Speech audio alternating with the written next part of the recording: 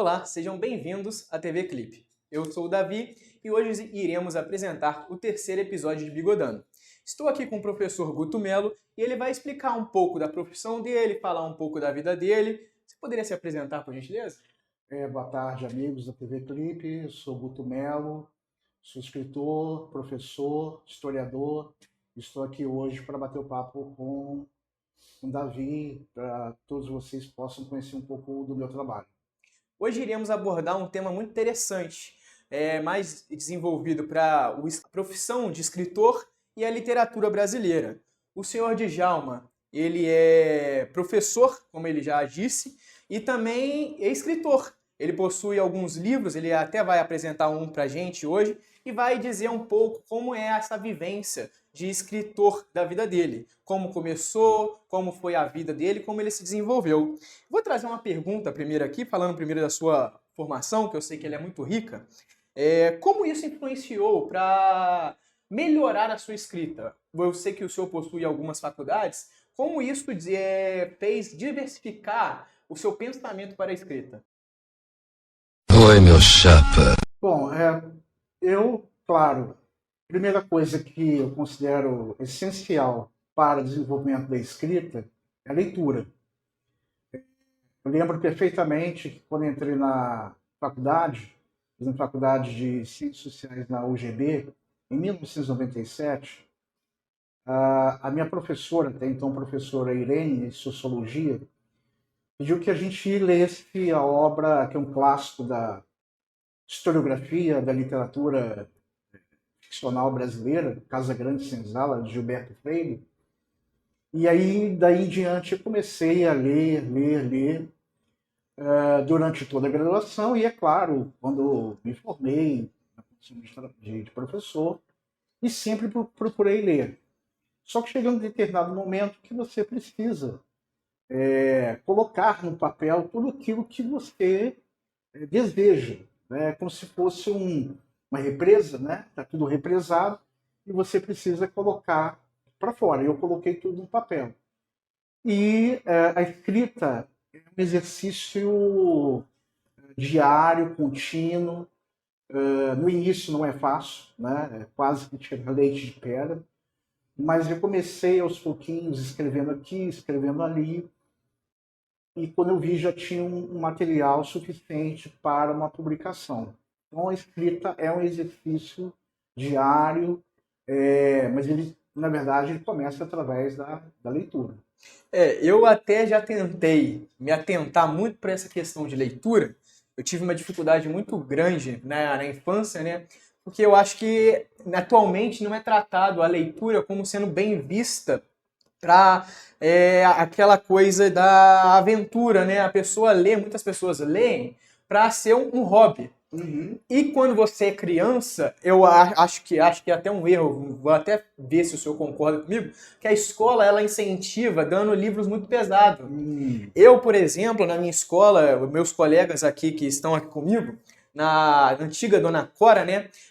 Eles passaram um livro como Anne Frank pra gente ler, que é um livro um pouquinho pesado para criança de 12, 11 anos. Então eu tive uma dificuldade muito grande na leitura por conta disso também. Eu acredito que se fosse leituras mais que você tenha interesse, porque existem pessoas que têm interesse mais em leituras românticas, em leituras mais científicas, leituras mais de aventura, então isso tudo vai com base também no seu gosto pessoal. Eu, depois que entendi isso, tomei um gosto da leitura, porque antes eu não conseguia pegar um livro, por mais que tivesse só 100 páginas, eu não conseguiria ler. Eu passava meses e meses tentando focar naquele livro e não tinha a consciência de conseguir. Poxa, vou pegar e ler 10 páginas. Hoje eu entendo que o que eu fazia era ler o que eu não gostava. E isso eu acho que é uma falta muito grande hoje em dia na escola. Ainda mais quando as escolas mais prezinhas. Eu concordo plenamente com você, porque eu passei por isso também. Eu lembro que eu era antiga quinta série, chamado sexto ano, a minha professora de português pediu para a turma fazer o resumo da obra Senhora de José de Alencar. Então, eu não sabia nem as expressões, o que é literatura, ou melhor dizendo, linguagem coloquial, rebuscada, eu não sabia nada disso. E muito menos que José de Alencar era um escritor do romantismo.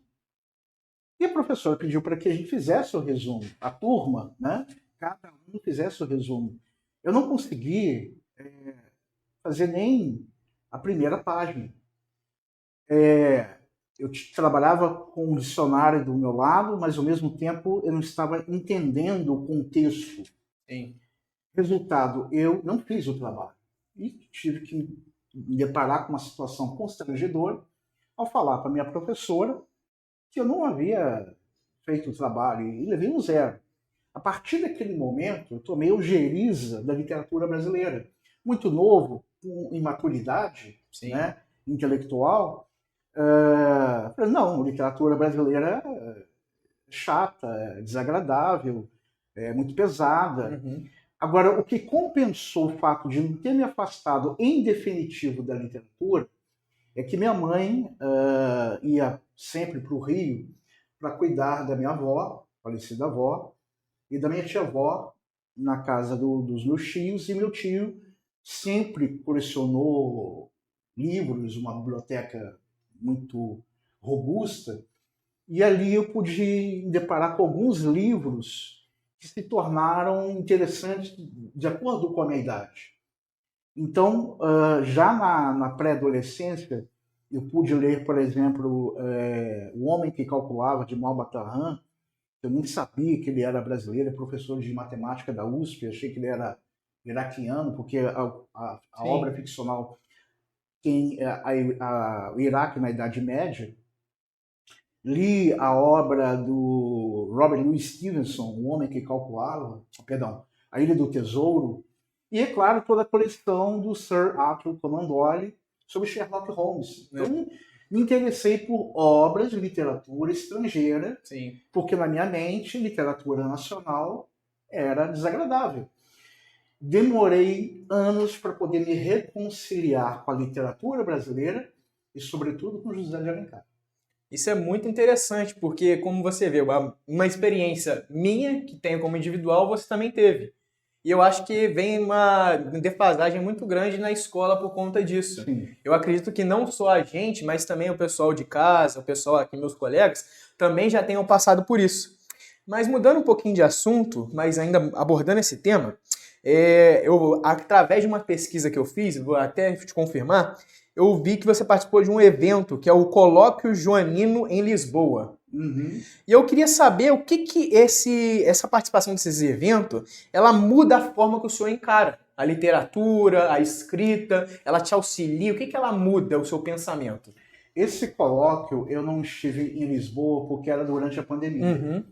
Então a pandemia fez com que diversas atividades fossem realizadas online. Sim, mudou muita coisa, né? E aí me interessei pelo curso, né, pela Universidade de Lisboa, sobre o período joanino, né, entre 1808 e 1821, com professores brasileiros e portugueses, e eu pude ter uma percepção bem distinta da visão dos portugueses em relação ao Brasil, isso professores do nosso tempo, né? Em relação aos professores brasileiros.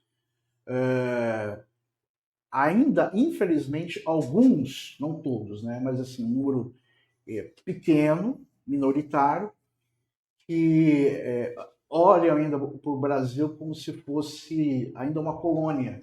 Uhum. Não é regra, como eu disse para vocês, existem vários intelectuais, professores de literatura, de história em Portugal, que sabem, conhecem a literatura e história joanina, a importância de Dom João VI ter vindo para o Brasil. Eu tenho as minhas particularidades, em termos de visão positiva de Dom João VI ter vindo para o Brasil, não inserido nessas aulas, nesse curso que eu fiz, através de muito estudo, que isso eu coloquei na minha segunda obra, A Província Fluminense.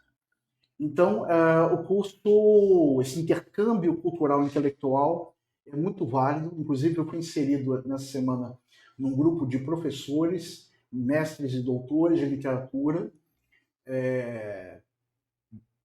brasileiros que estudam literatura portuguesa e portugueses que estudam literatura, não só portuguesa, como brasileira, Bacana. no WhatsApp. São assim, intelectuais renomados. Não acredito.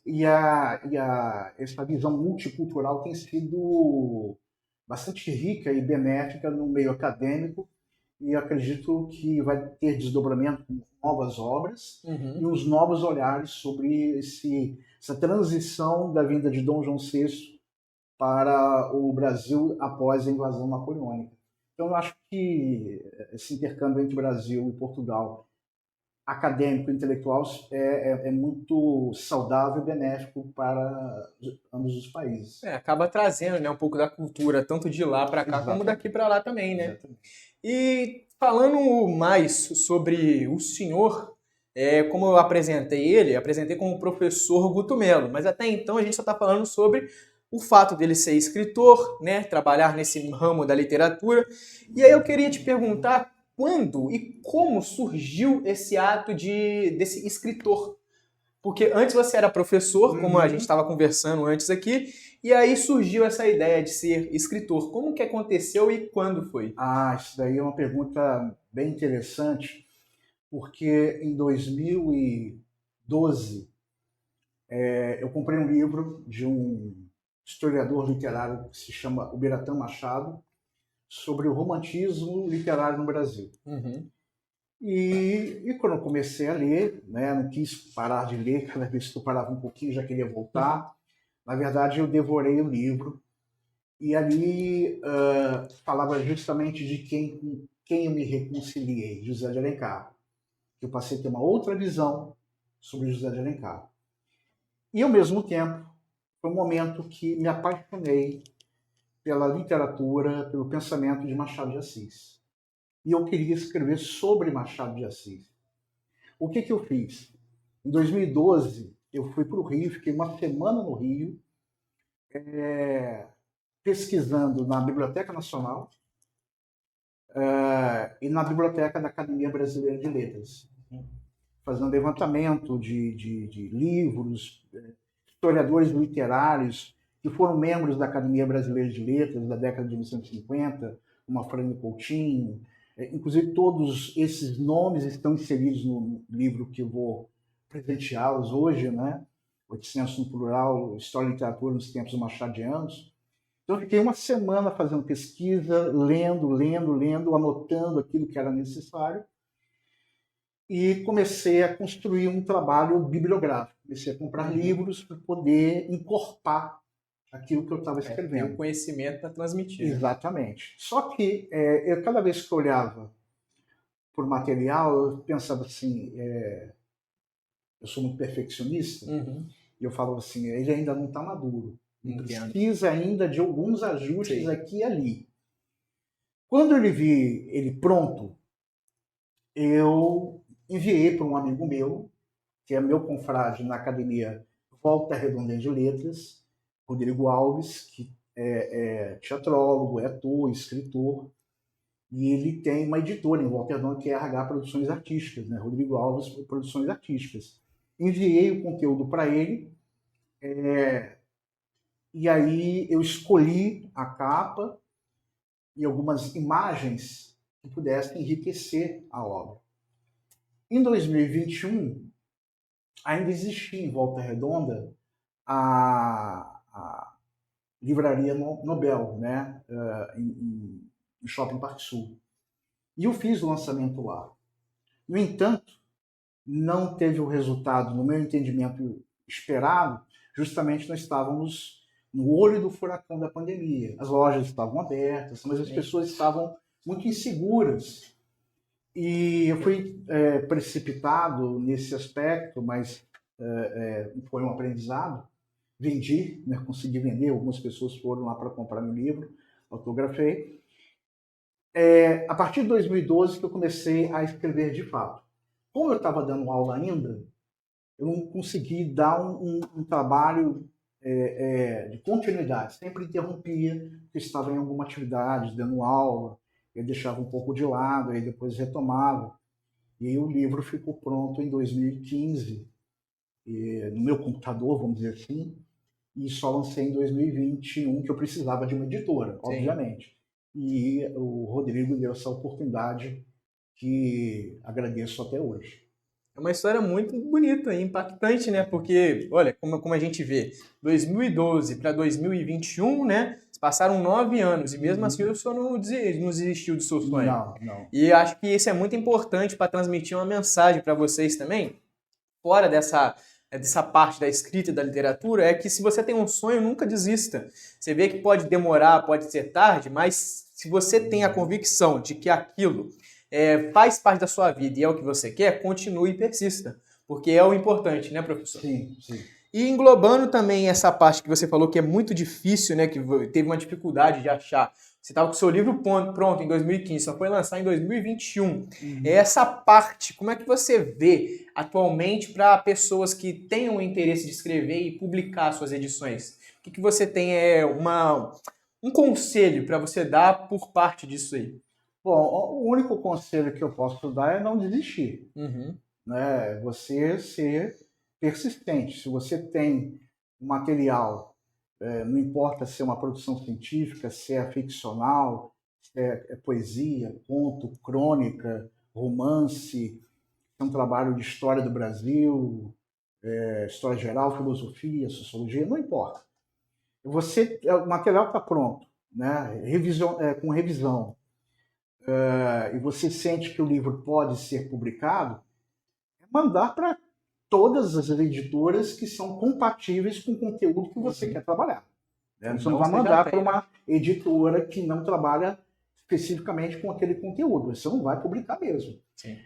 Mas a pessoa tem que realmente ter paciência, porque durante a pandemia, muitos escritores mandaram vários livros, digamos assim, chamado de boneca, né? Que é a estrutura do livro.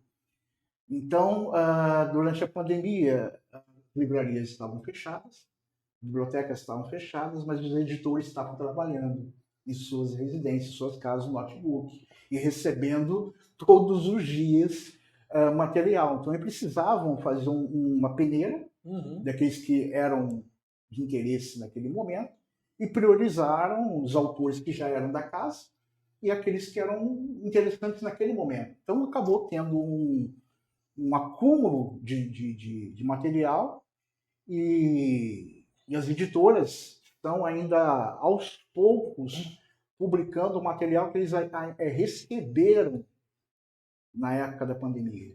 Isso é interessante saber. Então, é muito importante. E ser estratégico.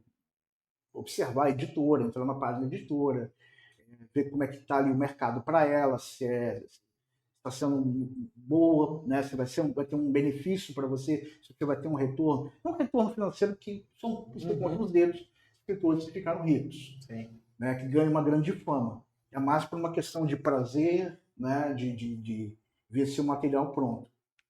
Agora, paciência e manter firme a sua vontade, que uma hora você vai conseguir publicar. Com certeza, né? Outra coisa que eu também queria falar com o senhor, né? Que o senhor mencionou anteriormente, que o senhor faz parte de algumas academias, né? E algumas redes literárias. Quais seriam elas e como você chegou até elas, a participar, no caso? Bom, a primeira que eu ingressei foi a Academia Walter Redondez de Letras, que esse ano está completando 20 anos. Está tendo uma série de atividades, efeméride dela. Ela foi fundada em 2005. O que é mais interessante é que ela passou por um processo de gestação, que esse processo de gestação é o quê? Criar estatuto, onde vai ser a posse, a fundação, a parte burocrática, né? Então a academia, de uma certa forma, nasceu na casa da minha irmã, onde eu me criei. Nossa.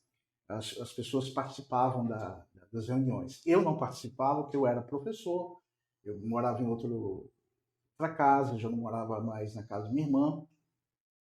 E em 2011, minha irmã me convidou, perdão, 2010, minha irmã me convidou, que era integrante, né? É ainda integrante da academia, me convidou para ingressar, né?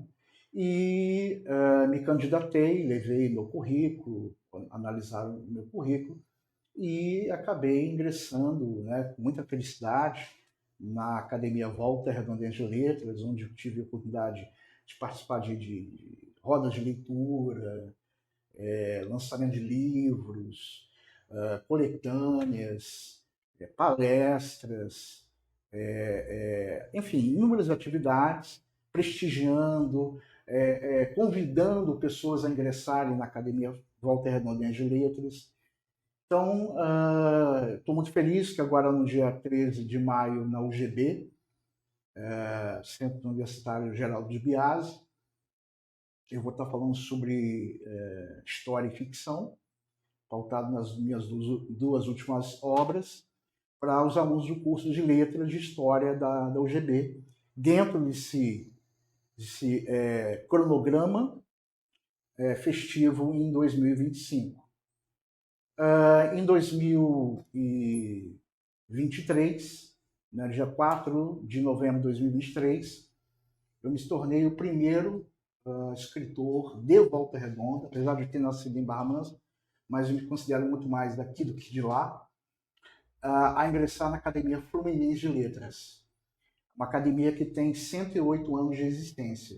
Ela foi fundada em 1917, tendo como seu padrinho, né, presente, de corpo presente, o grande escritor e polímata Rui Barbosa.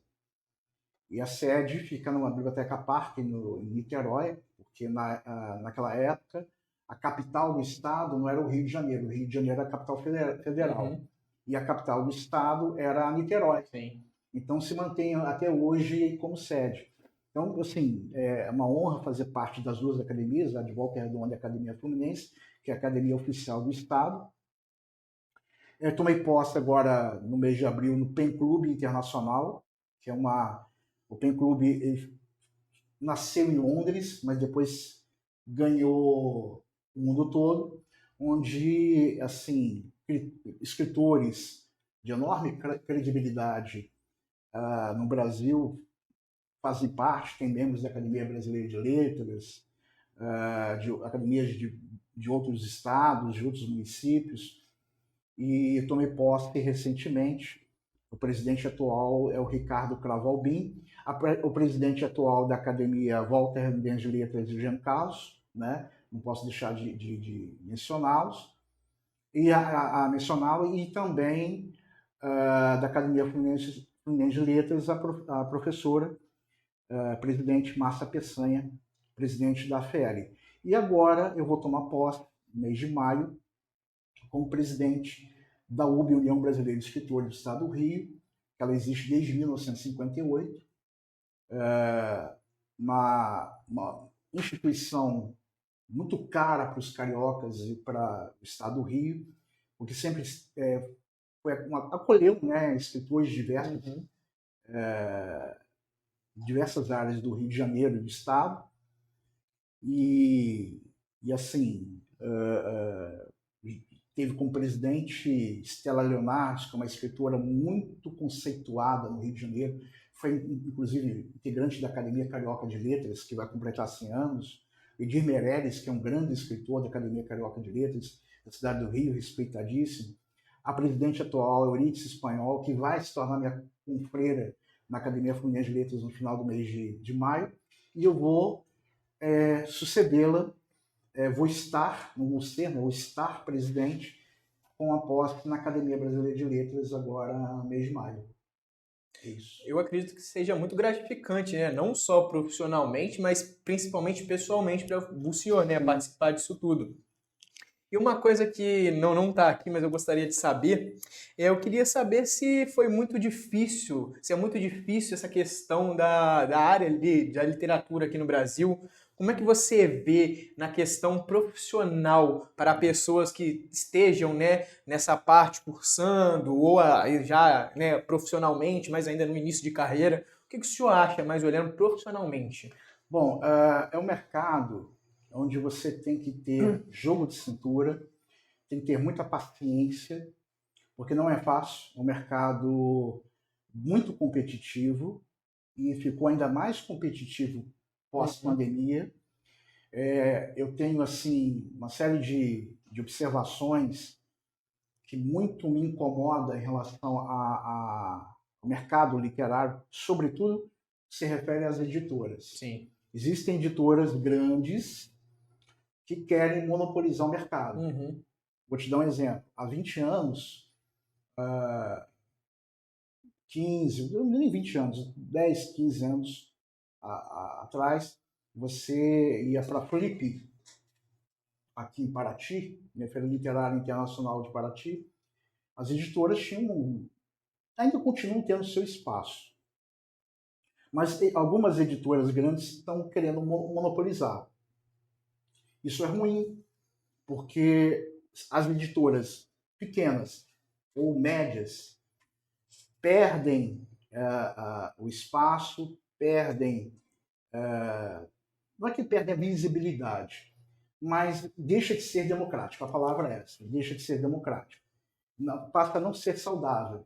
Na verdade, eu acho que os escritores precisam se ajudar, as editoras precisam se ajudar, já que hoje você tem mais pessoas não lendo do que lendo. Sim, verdade. Então, se para você quer reverter o quadro, todo mundo tem que se ajudar. Por isso que as minhas propostas, que ainda serão devidamente apresentadas na União Brasileira de Escritores, estarem unidos mais do que nunca e, claro, não deixarem serem engolidos por editoras que querem monopolizar. Eu tenho uma crítica, por exemplo, em relação à Amazon. A Amazon, ela atende e domina diversos setores, né? No campo da literatura, aconteceu um fato assim muito triste, muito desagradável em Barcelona, na Espanha, que a Amazon comprou um prédio em Barcelona e lá existia uma livraria tipografia com mais de 50 anos de existência. E a Amazon tem tanto dinheiro que ela não comprou uma sala, não comprou um corredor, um andar, comprou um prédio e despejou essa tipografia e livraria que era tradicional há mais de 50 anos. Nossa. Então, e o que é pior, a Amazon ela passou a ganhar dinheiro de uma forma que eu considero antiética, minha percepção. Tem desconto na Amazon. A pessoa vai lá comprar o livro e tem desconto. Mas aquele desconto não é bem o que você está imaginando.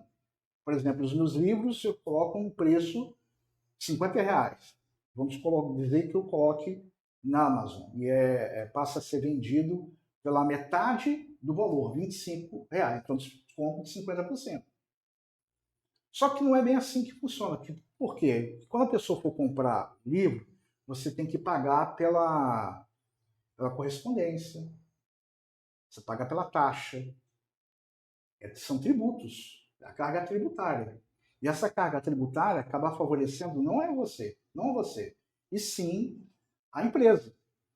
Então, eu acho isso assim, desigual. A Amazon, aí é uma questão que eu não esperava que ela tivesse o seu posicionamento político. As suas ações subiram porque ela decidiu apoiar Donald Trump.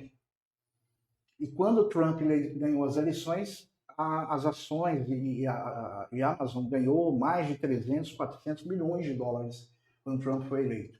Só que a Amazon está sentindo os efeitos dessa questão de tributos, né, que o Trump quer implementar, está implementando, né, está taxando. É claro que quem sente os efeitos também é a própria Amazon.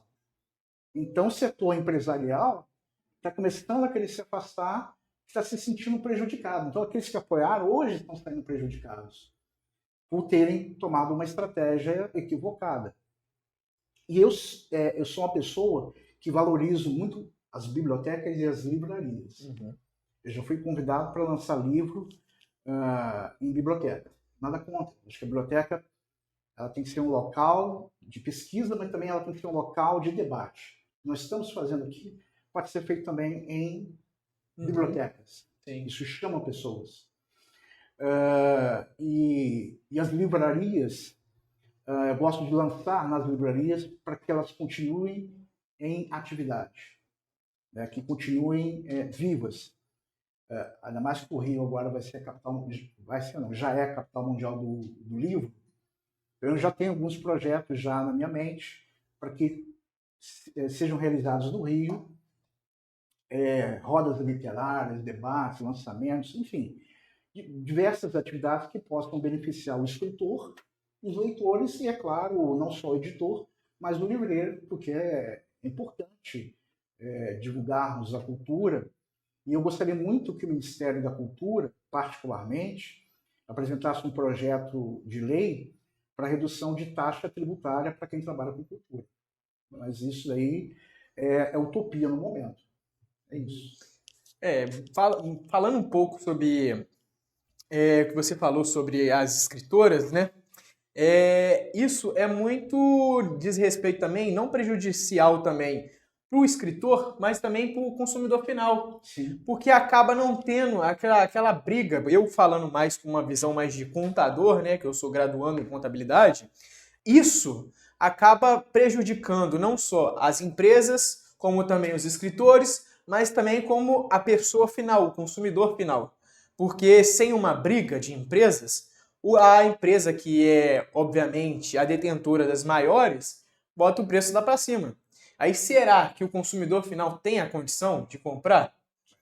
E aí acaba prejudicando não só o consumidor que fica sem os seus bens, né, que ele tem o interesse daquele livro, mas também o escritor, que, tendo em vista, é um artista. Sim. E aqui no Brasil o artista não é valorizado. E a gente não está se tratando de governo X, governo Y, em momento nenhum, de 500 anos de Brasil, o artista nunca foi valorizado. No episódio passado a gente conversou sobre a inteligência artificial, sobre o que estava acontecendo no mundo, mas no Brasil isso acontece há 500 anos. Existe uma defasagem muito grande em relação aos artistas e à arte aqui no Brasil. A gente nunca teve um momento em que a arte e o artista aqui no Brasil foi respeitado. E acredito que o senhor Djalma concorde comigo. Sim, inclusive eu vou participar no final do mês de maio de um bate-papo na Casa 11, Livraria e Sebo, nas Laranjeiras, onde um dos temas que será abordado é justamente a IA na literatura, na escrita. O que eu considero antiético, uma pessoa se apresentar como escritor, sendo que não escreveu absolutamente nada. Exatamente. E aí é nesse momento que pego no flagra, porque às vezes é convidado para um bate-papo e alguém que tem uma leitura mais aprofundada, mais incisiva, mais intensa, pode pegar um determinado capítulo, um trecho da obra, fazer a pergunta e a pessoa não saber responder. É verdade. Você pega ali na mentira, como tem a música. Uhum. Isso acaba com a credibilidade total da própria obra, da pessoa em si, fecha mercado e, dependendo da editora, é claro que eu nunca vi nenhuma editora trabalhar dessa forma. Isso daí eu diria que é mais um trabalho independente. Uhum.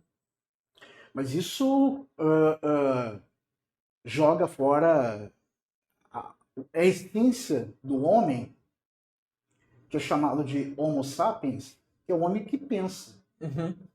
E a partir do momento que ele produz algo que ele não pensou, ele está sendo não só antiético, mas está enganando a si mesmo. Então, acaba sendo uma grande falsidade intelectual, chamada de falsa produção intelectual.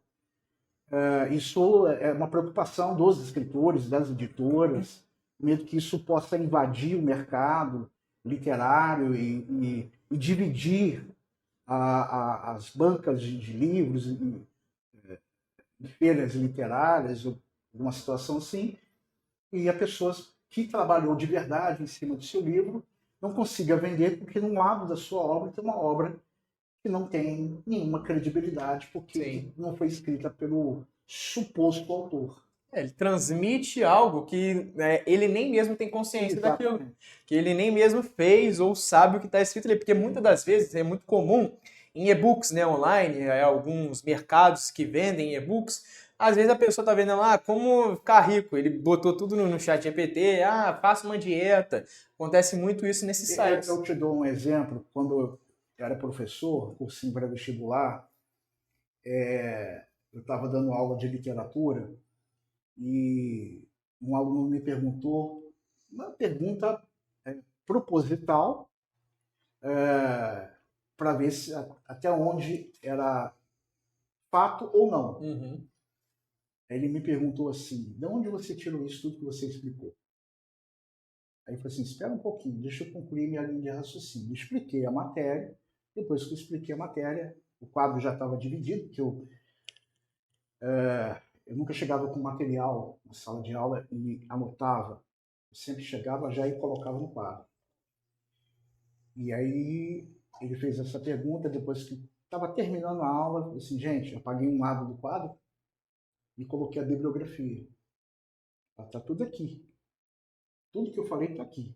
Desde então, nunca mais qualquer explicação em termos de palestra, eu explico o conteúdo, cito o autor e a obra, sem ter nada anotado, que eu tenho facilidade de memorizar. Eu cito a obra e o autor, porque se alguém fazendo chegar com esse tipo de questionamento, eu já quebro esse tipo de questionamento para que mostrar que realmente a pessoa trabalhou em cima daquilo. Todas as obras que eu escrevi, eu sei dela do início ao fim. Uhum. Quem não escreve ou usa essa ferramenta IA, não sabe nem da primeira linha até a última, porque ele não trabalhou em cima daquilo. Então isso aí é um risco que a pessoa corre. É muito sério isso, considero muito sério. E provavelmente usou de plágio, né? Sim. Ou obras de outras pessoas, porque a inteligência artificial trabalha assim, pega obras de outras pessoas e cria em cima daquela. Literalmente um plágio. Uhum. Não é uma coisa que você lê, passa a sua explicação, o seu entendimento sobre a obra de alguém. Ela literalmente pega a dele e copia. Só que em outras palavras, obviamente. Mudando um pouco mais de assunto, né? Eu queria falar um pouquinho mais do futuro. O que você tem em mente? Você já está trabalhando em algum outro livro, nos seus projetos? Você está mais focado agora aí no seu ramo profissional? Eu tenho agora me preocupar com os projetos que já estão sendo pensados, ainda de uma forma incipiente, porque ainda não tomei posse na UB, mas eu já tenho ainda já muito bem preparado na minha mente, eu vou colocar no papel, de parcerias, que eu acho que são fundamentais a UB ter parceiros, sobretudo pelo fato de termos esse ano no Rio, eu acho que o Rio, por ser a capital fluminense, acaba influenciando todo o Estado. Sim. Então eu não quero ser um presidente da UB da cidade do Rio de Janeiro. Eu quero estar em contato com outras academias de letras, outros escritores, dando apoio. Então, tenho aí uma gestão 2025-2027 para renovar também, que não é uma questão de etarismo, mas eu acho que é importante os jovens estarem também mais inseridos, Sim. até para contribuir, para serem referências para os jovens que não estão lendo. Para o futuro também. Exatamente, né? para o futuro. Então, quero muitos jovens ingressando com sócios da UB, dando palestras, participando de atividades de poesia. Eu acho isso muito importante, bacana os jovens estarem inseridos nessas atividades literárias. Não importa se é escola particular ou pública. Se for pública, melhor ainda.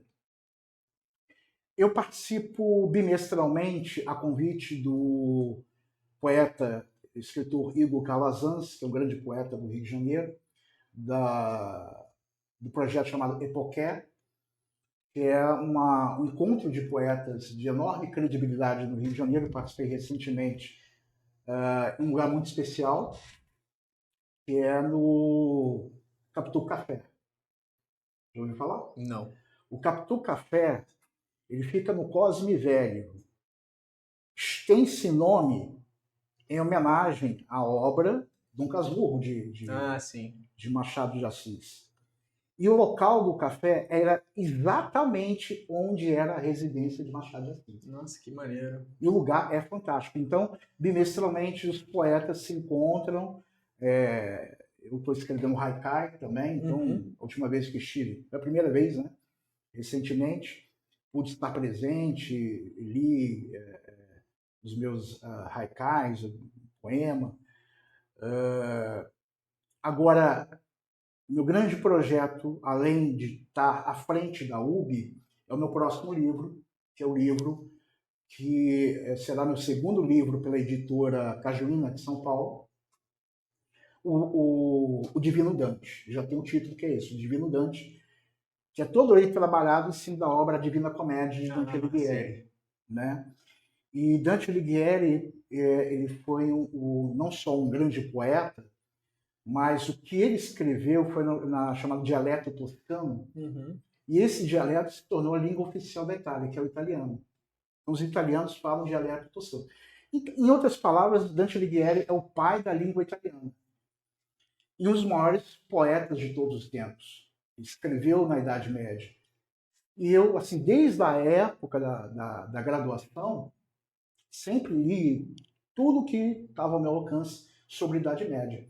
E como me apaixonei por literatura e sou apaixonado por história, sempre estou trabalhando com os dois, eu pude casar e comecei a fazer trabalho de literatura comparada. Na minha próxima obra, eu falei que Machado de Assis é um dos meus escritores favoritos. Eu descobri que Machado de Assis fez uma tradução de um dos cantos poéticos de Dante Alighieri. Em 1872, traduziu do italiano para o português, que ele sabia fazer tradução. E ele era apaixonado, ele era dantesco, gostava de Dante Alighieri. Então eu fiz uma literatura comparada entre Memórias Póstumas Brás Cubas com a Divina Comédia. A Divina Comédia fala sobre inferno, purgatório e paraíso. Então eu desenvolvo esse trabalho. E tem outro também de literatura comparada dentro dessa obra, entre o profeta Maomé, o muçulmano Maomé, que escreveu um livro de poesia islâmica, muito semelhante à Divina Comédia. Faço um trabalho também de literatura comparada. E nisso eu acabei moldando o que eu chamaria de história antiga, história medieval, literatura antiga com literatura medieval e literatura comparada. Isso tudo, como um grande bloco, já está prefaciado por uma amiga minha, que é professora de literatura clássica na Unesp, né, de São Paulo de Araraquara, uma grande especialista em literatura clássica grega e romana, já prefaciou, e o Igor Calazans, só falta mandar a orelha, que deve estar enviando hoje, provavelmente, mais tardar amanhã, e agosto, mais tardar setembro, vou estar lançando em São Paulo o livro Carne Salgada, que é um livro ficcional, tendo como geografia Barra Mansa e Volta Redonda. Muito bacana, né, aqui para a região. Exatamente. Esse livro eu vou lançar em São Paulo, no Rio, mas também eu fui convidado para lançar na Academia de Letras da Bahia, em Salvador. Que legal. Que a Academia de Letras da Bahia é igual a Academia Fluminense de Letras, é a Academia Oficial do Estado do Rio. Só que fica em Salvador. Então eu vou dar uma palestra sobre essa obra e a província fluminense também. Enfim, o que não falta são atividades, projetos. Eu tenho outro livro, também está no meu computador, que é um romance literário contemporâneo sobre escritores da década de 1950, Manuel Bandeira, Carlos Drummond de Andrade, Jorge Amado, enfim, tem ainda um material ainda para 2026. Então, o que não falta é trabalho aí. Estou muito feliz de estar trabalhando dessa forma, uma área que eu gosto. E é isso, fazendo tudo com carinho, com muita humildade, com muito respeito, com reciprocidade. Eu acho que isso é fundamental, né? Que na área de literatura, escrita, tem muita gente vaidosa. Mas eu nunca fui vaidoso nessa área, né? Então eu gosto de estar trabalhando com todo mundo de uma forma harmoniosa. Em todos os meios, né? Existem os bons profissionais e os mais profissionais. Sim. E que bom, né? Que tá tendo um projeto, é bom sobrar do que faltar. Verdade. E bom, e para finalizar, uma última pergunta aqui, algo mais pessoal de você, algo que você queira dar um conselho pessoal de vida, profissional, para o pessoal de casa que está assistindo a gente? Bom, o que eu posso falar para os nossos amigos que estão nos acompanhando é que nunca deixem de realizar os seus sonhos, os seus projetos. Não deixarem que vamos dizer assim, que em um determinado momento aquilo não faça mais parte da sua vida, que você não goste mais de estar fazendo, que não te dá mais gás. Por exemplo, eu fui professor por quase 20 anos, e aí em 2019, não só por causa da pandemia, mas também que eu já estava me sentindo mentalmente cansado em sala de aula, por motivos diversos, dei uma guinada para o mundo da escrita, para a literatura. Então, eu me oxigenei, né? Me desintoxiquei daquilo que estava me incomodando e me oxigenei procurando um outro meio de trabalhar. Então, se você tem um projeto de ser escritor, não desista, né? Procure insistindo, trabalhando, procure escrever para algum jornal, uma resenha, para alguma revista literária, para você começar a produzir, para começar a ganhar visibilidade, fazendo um trabalho com seriedade, com profissionalismo, com ética. Isso tudo são assim, detalhes que muitas vezes as pessoas acham que ganhar uma projeção é algo fácil. Não é. Muitas vezes você consegue uma projeção com uma série de fatores, mas muitas vezes o peso maior é a ética, o profissionalismo, o respeito ao próximo, né? Não tentar passar por cima das pessoas, e você fazer o seu trabalho, né? E quieto, né? Sem estardalhaço, sem prejudicar ninguém, porque isso acaba beneficiando as pessoas. Não deixarem de ler, né? A leitura é fundamental. Tudo que eu consegui até o momento que eu contei para vocês é o fato de ter investido muito em mim mesmo, né? Muito em mim mesmo.